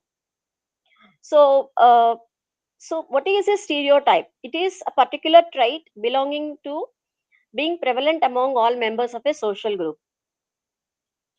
So there can be some beliefs in particular people, particularly uneducated people we see in villages. There can be some what do you call, for example, if there is a, if you are hit by a bicycle, if you are having a wound on your, I mean, if you are hit by, if blood is getting this thing, then immediately what they will do is they will suck some what do you call, leaves, and they will put it on them. Still there are ancient beliefs which are being prevalent in certain places. And certain even you can find stereotypes in cases of like what do you call, in religious issues also you can find the stereotypes, that in ways of god also, you should not do this, you should not do that, in those areas, because I'm not going deeply, because those are sensitive issues. And even you can find the stereotypes in case of certain issues like social issues like marriages, and also even in families also, certain, you take for example our grand people, parents have certain type of stereotypes, that they have certain preoccupations in their mind, like you should be like this, you should not be like this, you should wear like this, you should not I mean dressing should be like this. These are all the types of stereotypes. So in that way the characteristics are like this. Stereotype is a set of beliefs used to categorize people. Such categorization is exaggerated and lacks in truth. It is not having some truth, or it is not having some what do you call, some important thing in it. And this categorization provides for the basis for gross generalization about some people. So if you have a what do you call what do you call uh, when there is no truth in a particular thing, then we will think that these people are belong to that type of stereotypes only. So some particular physical, social, cultural characteristics are ascertained which serve to identify people of that group. And there is general consensus as to the prevalence of a particular trait among people of that category. And it is assumed that a person will exhibit all the traits of that category simply because he is member of that group. Sometimes when you belong to a group, sometimes you are supposed to exhibit that particular trait because you are belonging to that group. So for example, if you want to have mm, what I can say, if you want to have some what do you call uh, this bribery, certain things are happening in society. So unless you give a bribe to a person in a social system today like this, things will not happen. The political system is not having its own existence today. It has lost its relevance. So that is one type of stereotype. So everyone is having that feeling today, and everyone will have the same type of traits today. And everyone, they belong to that group only, and everyone agree with that. But there are only some people who go against this notion of that, giving this bribes to the people who, I mean, who want to get the work done. So that type of things will happen in the society. I'm just giving an example. Then another important concept is prejudice. You know that prejudice is a negative, again, a negative component. A prejudice is a type of attitude and has all the three components: affective, cognitive, and behavioral. You can say it as ABC. ABC components: affective, behavioral, and cognitive component. Affective component means your attitude is affected by and affects other people. And behavioral means it depends upon the behavior of a person. And cognitive means it also depends on the cognitive brain functioning of the person. However, stereotype is cognitions and expectations from person simply because the person is a member of the particular group or community. So prejudice is something different from the stereotype. So prejudice is having ABC components, but stereotype is not having that stereotype because it does not have this ABC, but it is only because they belong to member of the group. Then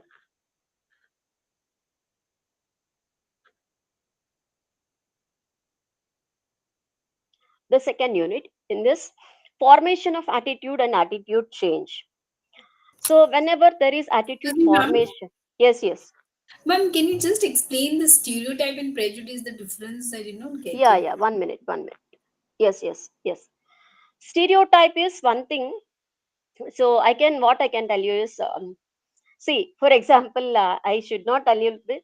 There is one situation like this where there is one situation where Lord Vinayaka is drinking milk. So I think you might have listened to that Yes, ma'am. long, long back. So we don't know whether it is right or wrong. Even if you see that what do you call that movie? Mm, that movie on God is there. Oh It's my God. yeah, yeah. Oh my God is there. So those people are stereotypes. Like what they are doing is they are creating certain beliefs among people where people are not having a rational reasoning about a situation. See, one sadhu will bring some certain watches or some certain what do you call mobile phones in the air in his hands and gives to all the what do you call all the people there. So we might have been seeing that in the movie that what is his name? I forgot his name. So that type of things will happen in the movies. So what the stereotypes will do? One person is following means everyone will follow that. In particularly, the problem with I should not say this in our country, the religious superstitions are very wide and very wide. You take Prayagraj issue also today. So why we have seen so many deaths in today in the last few days? Because the stereotypic behavior. So when one person is having such a belief that if you break a coconut there, I mean your all your wishes will be satisfied. If you go to Prayagraj and take a dip, all your what do you call things will be removed and you will get a swarga prapti. Everything will be done. So all these things will be these called as stereotypes. So there are certain type of people who belong to that people, and they will create such type of behavioral characteristics and traits among the developing these types of things among the people. So that type of things are called stereotypes. That means they will have one square, they will stand in that square only, and they don't want to come out of that square, and they don't want others also to come out of that square. So I think you understood that. Yes, ma'am. Today is the age of technology, and today is the age of change, where you are supposed to go with the situations and go. Adaptability to change is very important today. But what they are doing is they are not accepting you to accept the change, but they are asking you to abide by with the beliefs, abide with the things which are having their relevance in their ancient times and which they believe. That is important for them, and that is right for everyone. They are generalizing the all the things for everyone. So that is applicable for them at a time, once upon a time, that is applicable, but that is not applicable universally as on today. So that type of people, they are called stereotypes. And if you go against them, they they are not, I mean, they may also have certain what do you call egoistic attitudes also. They have some certain types of behaviors also. If you do not belong to that group, then they behave in an aggressive manner, as I told you in the previous these things. So stereotypes are such things where a person is supposed to understand that a particular trait is should be there with them and is prevalent with some group of people, and they spread the same type of belief among other groups of people also. So you take all these things, Marxism, or what do you call this communist party, these type of all these things, they have their own type of beliefs. I think you understand this. So they are called the stereotypes. They have their own set of own circle of their own beliefs and own principles, and they don't agree with the others ideas and other theories. Madam, am I clear to you now? Yes, ma'am. So that is stereotype. But prejudice is something which is a negative attitude. Prejudice is if I do not follow your as a stereotyped person like you, like having a particular trait, I get prejudiced against you. I'm having a negative attitude towards you, like something jealous of you. Like whenever you are not following something uh, like me, so I'll have some problem with you. That means which is showing three important things. Effective. That means my stereotyped attitude is not liked by you. Then I will affect you in any way, one or the other way, with my behavioral forms. I can take any behavior. I can give you punishment, or I can remove from my group. I can say that you don't belong to my group, or you are not a so and so, you are not a Hindu, or so many things may happen. Maybe legally also it may go, or it will be cognitive also. Means they become they will sit in their brains that so and so people are like this only. They don't understand these stereotypes behavior. In that way, cognitive attitudes will form in their minds. So prejudices are uh, favorable to some extent, but it is negative if there is a negative prejudices. Prejudice itself is negative, but if it is combined with stereotypes, then it may harm the society. So that is the main difference between the two. Got it. Thank you, ma'am. Thank you. Then, yes, formation of attitude and attitude change. So, as I told you now itself, there is a need to change our attitude. That is important today, because our attitude should not be constant and it should not be consistent throughout our life. We need to change ourselves depending upon the situations happening in the society and in our environment, everything. So, factors of attitude formation: need satisfaction. Attitude formation is very important to satisfy our needs. And second one is social learning. It's very important for us because learning is a part and parcel of our life. We learn from everything. Today we learn from morning to evening, means we learn from, even we learn while we are sitting or while we are sleeping or while we are going outside. Morning to evening in our daily life, we learn in some way or the other. We are learning even a minor thing also. We are learning. So that is a social learning, the interactions with others. If we interact with even with the vegetable vendor, that is also a social learning. So these are all part and parcel of our attitudes. And group affiliations, belongingness to groups, that it can be a social group or it can be a group in the office space, your offices, it can be any other group in your family, whatever it may be. And cultural factors and personality factors and given information. So whatever the information you are having with you, basing upon that information, how you are forming your attitude, that is very very important. So that is, this comes about the factors of attitude formation. And attitude change: when a favorable attitude becomes more favorable after an instant, it is congruent change. So congruent means congruent change and incongruent change. These are the two important words you have to understand. Very simple. So favorable attitude and unfavorable attitude. Favorable attitude means that your attitude is favorable, and your attitude is more favorable after an incident or a situation. Your attitude is, or your behavior is something which is more, what do you call, more agreed by everyone, agreed by all, then that is a favorable attitude, congruent change. But when the attitude change is unfavorable, that is direction of change is opposite of the already held attitude. That means when everyone, maybe your attitude is not agreed by all or some many of them.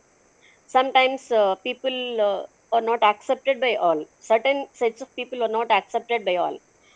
Those type of things are called incongruent change. So these are the two types of changes in the attitude. Then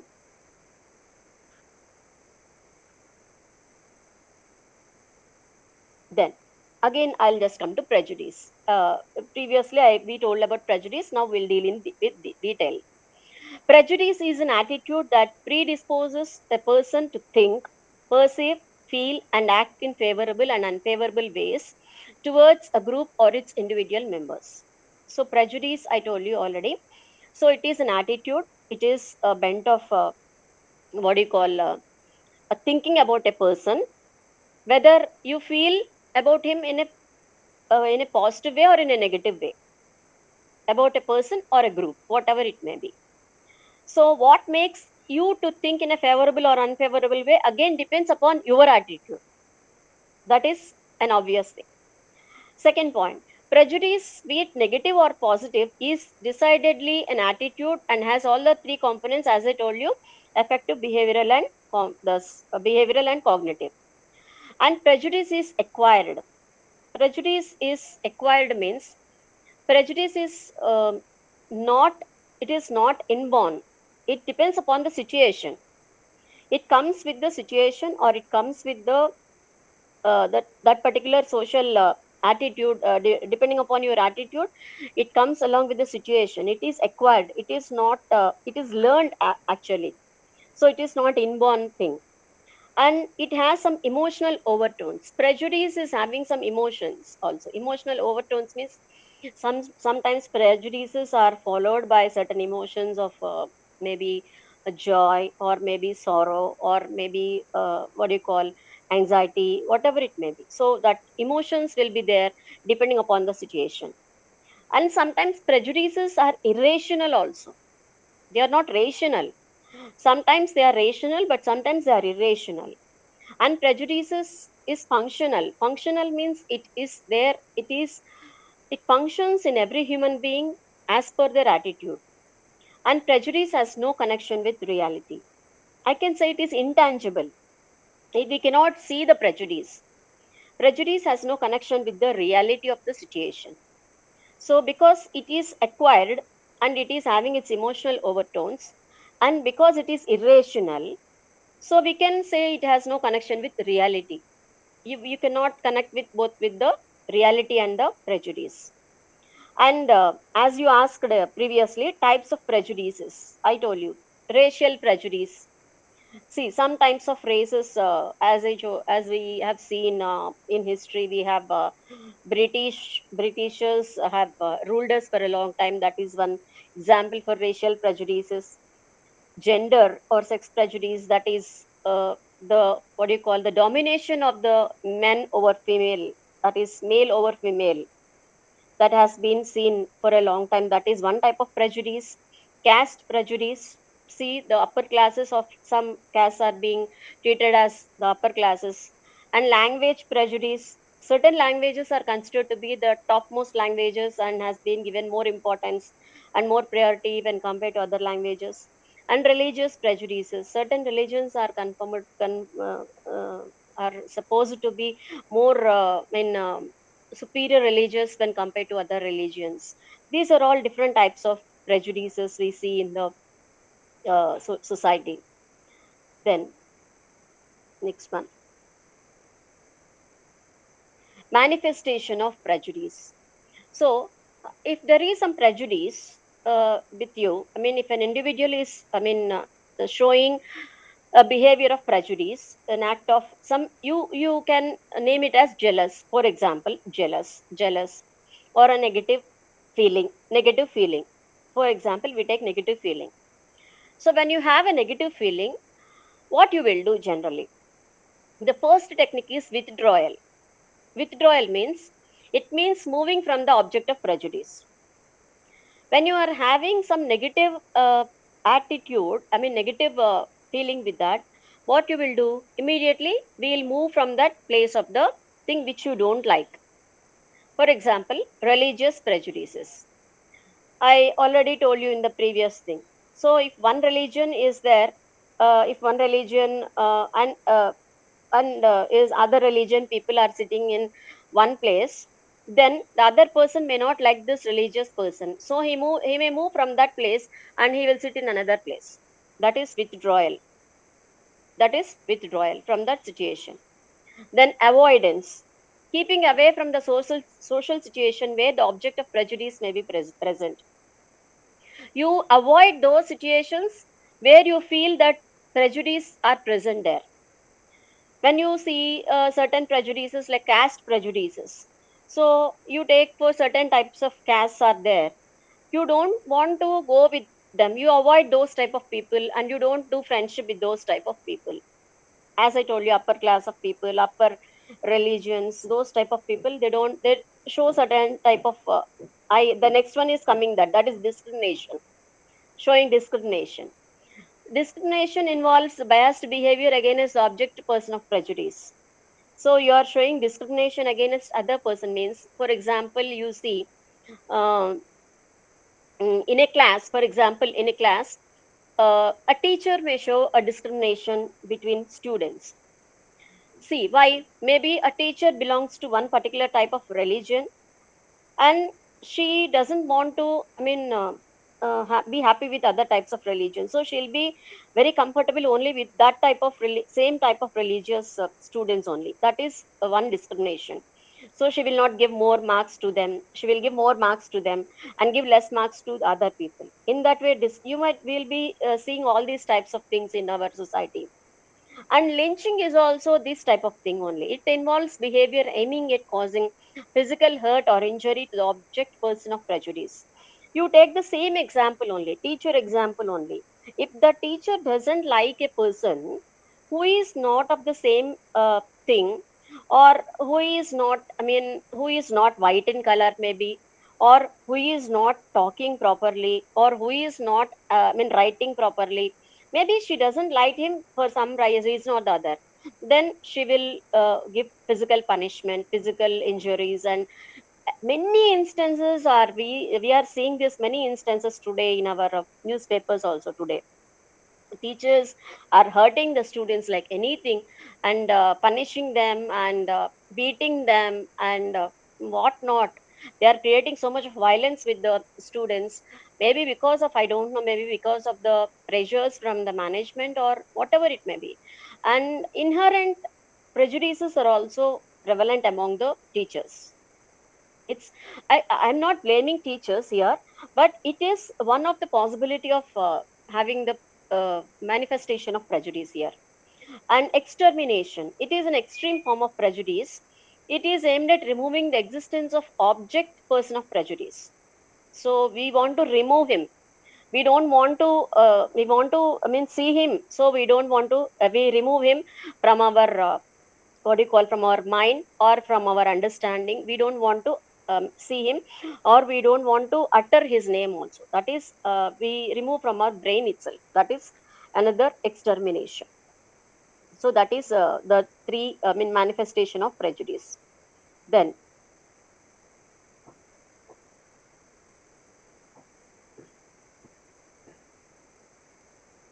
is over. Yes. Then the unit 4, that comes to social conflict and its resolution. So in this chapter we have learned about the attitude and what do you call, this prejudices and stereotypes and all those things. When all these things are in at one place, there will be certain types of conflict between people. So social conflict or group conflict occurs when two or more actors oppose each other in social interaction. So we'll be seeing this in TVs when there is a debate among two people. What they'll be taking their own views. One group of people will be fighting with the other people, justifying their own views. That is a social conflict. And social conflict are of different types. One is overt conflict. That is, the competition between both the parties is very much tight and direct competition between both the parties. So social conflict means here conflict in the society. It can be between any two parties. So it is very much direct, and fierce means fierce. We can tell it is very forcible conflict. That is called overt conflict. Then objective conflict is when one group tries to gain advantage over another group. That is objective conflict. And subjective conflict is when one person identifies or perceives a situation involving struggle, it is known as subjective conflict. So, here in subjective conflict, what happens is when one person identifies that there is struggle in a situation, that is identifying is, it is known as subjective conflict. Means it depends upon the subject. Subjective means it is supposed to change depending upon the situation. So these are the three different types of conflicts. Then coming to this one, yes, method of conflict resolution. So when there are conflicts in the society, and we know that there are so many conflicts we are seeing in the society, but how to resolve those conflicts, how to create a resolution strategy. Main strategies are here. I have given only an important things. First one is mutually beneficial goal. A common approach to remove this, I mean, social conflict is to establish mutually beneficial goals. Such goals prompt the varying parties to work in close cooperation and help reduce feelings of group struggle. So, in organizations, there may be conflicts between two groups. So, what to do is here to establish a mutually beneficial goal. That means that that particular goal should be, it should benefit both the parties. Both the parties, they should not feel that, maybe for example, if you see that there is a conflict between two parties on the basis of their maybe on the basis of their working hours, for example. See, one group says that we are working for so much of time but we are getting less amount of salaries, and one group says that we are working for more number of hours but we are not getting promotions. So in this case, what we can do is we can make some mutually beneficial goal. What is a mutually beneficial goal? The goal should be like that, that both the parties will get sufficient, a rational amount of salaries to both the parties, and rational amount of working hours, where they should have a reward system, and where they have a motivational system, where they work with uh, uh, in um, in a friendly manner with each other, so that they can, this will help to reduce the feelings of group struggle. But it will take some time to gradually, over a period of time, this will happen. It will not happen on one day. So that is the first one. Then compromise. Compromise is one thing where you have to uh, go for a strategy. So compromise is a situation where no party stands to gain or lose anything. So if both parties says there is, both the parties have to either lose or either to gain. So both the parties have to, same thing will happen to both the parties. And developing special norms. Special norms are those norms, you have a norm book will be there in organizations, maybe such type of books we have. Norms are there for everything. Even for society we have norms. For religion, where religious, we have norm books, like we have our for every religion we have norm books. All these epic books like Mahabharata, Ramayana and Quran, the Bible, all these are the norm books, how to behave yourself. And Bhagavad Gita in Hindu, all these things will tell us how to behave and why not to behave. Even in legals also, we have so many laws. The laws will tell what is right and what is wrong. So everything, in every part of the society we have some norms. In every in every institution, or in every family, or in every place, we have these norms. So these special norms will have its own type of what do you call, importance in resolving the conflicts between the people. That means norms means the principles of behavior, what to do and what not to do. So that is, tell, you should be doing like this, you should not do like this. That is special norms. And pro-social behavior, I already told you before. Pro-social behavior is that type of behavior where you are supposed to helping others, and you should be able to create some positive and friendly influence among others.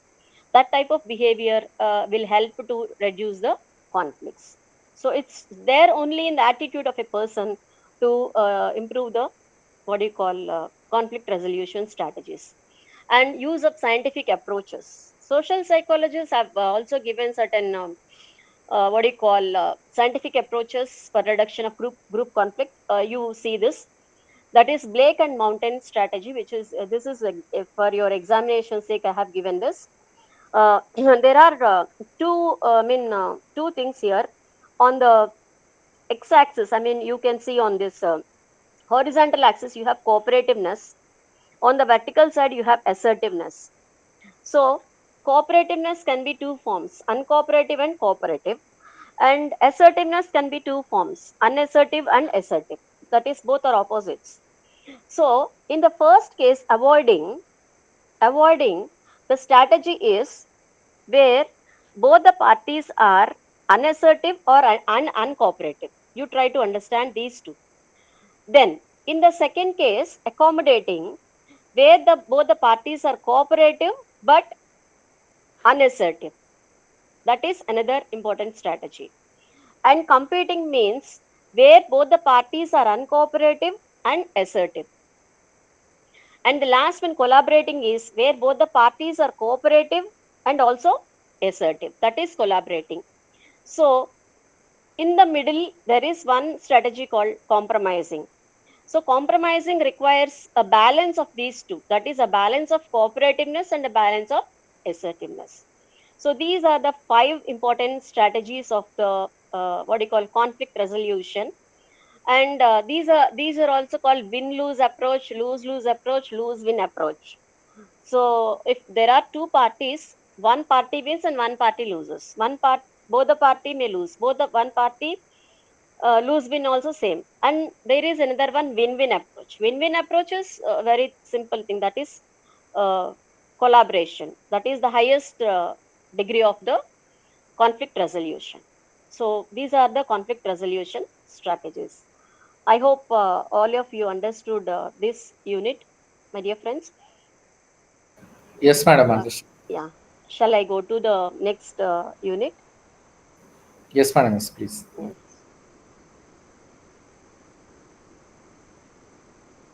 I think this is the last unit for you, group dynamics. Radhika madam గారు, sir చెప్పండి sir. మనకి scheduling 5 వరకే చేసి ఉన్నాం మనం Google Meet. Okay sir, okay. 5 o'clockకి close చేద్దాము. మీ స్లైడ్ అయ్యి ఉంది కదా, మనకు పెడితే మేము స్టూడెంట్స్ మెయిల్లో పెట్టేస్తాం. Okay sir. ఇది ఇది కూడా 12 స్లైడ్స్ ఉంది. సరే సార్, అయితే మీ స్లైడ్స్ నాకు పంపించండి, నేను రేపు మెయిల్లో పంపించాను. Okay sir. పీపీటీ నాకు పంపిస్తే పంపిద్దాం. నాకు ఒక్క 10 minutes ఇవ్వండి సార్. ఇది ఒక్కటే మొత్తం కలిపి 10 minutes లో కంప్లీట్ చేసేస్తా. ఈ ఒక్క యూనిట్ సార్. అంటే 10 minutes ఉందా సార్? ఇంకా 10 to 5 అయింది. టైం 5 అయింది. ఎక్స్టెండ్ చేయాలి మనం, టైం 5 వరకే పెట్టాం. ఓకే ఓకే ఓకే, సరే సరే, ఓకే. ఆటోమేటిక్ ఆగిపోద్ది, అందుకని చెప్తున్నాను. Okay okay sir, okay okay, no problem. Doubts ఏమన్నా anyhow, thank you very much madam for sparing your valuable time, even though you are busy and have taken the class. For all the students, once again thank you. Tomorrow again by 2 o'clock Professor Vemla madam will take the class, cognitive psychology 2 to 5. So tomorrow again we'll meet.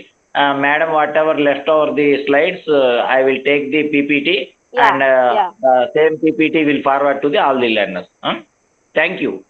Sir, అయిపోయిందా sir? Close అయిపోయిందా? Close చేస్తున్నాం, అందుకనే. ఒక్క 1 minute sir, 1 minute అయిపోయింది. మీరు బయటకు వచ్చేయండి. వచ్చేస్తున్నాను సార్, అందుకనే I'm going to I'm stopping. మెల్లగా రండి, పర్లేదు. Yes sir. Just only one thing I would like to ask, whether everyone understood, all of the students ఏదో స్పీడ్ గా వెళ్ళానా, అర్థమైందా లేదా అనేది just I would like to ask all the participants. Due to lack of time కొంచెం speed చెప్పారు, ఏం problem లేదు, స్లైడ్లు ఉన్నాయి కాబట్టి everything okay, no problem. And one more thing is, due to my 1.5 hour late journey అయింది కాబట్టి that was also one reason. So sir చెప్పినట్టు మీకు సార్కి నేను అన్ని స్లైడ్స్ పంపిస్తాను. అండ్ ఈవెన్ మీకు లోకల్ పీపుల్ ఏమైనా, if you have any doubts you can go to the SRR college. whenever madam is free, you can interact with her. Definitely. I'll be helpful to you.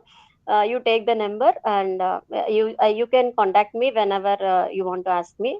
So thank you so much, sir. Prasad Babu, sir. Thank you so much for the Thank you, madam. opportunity. Thank you. Thanks a lot, madam. Thank you, sir. Thank Thank you, sir. thank you, Ananda. Thank Thank you. you.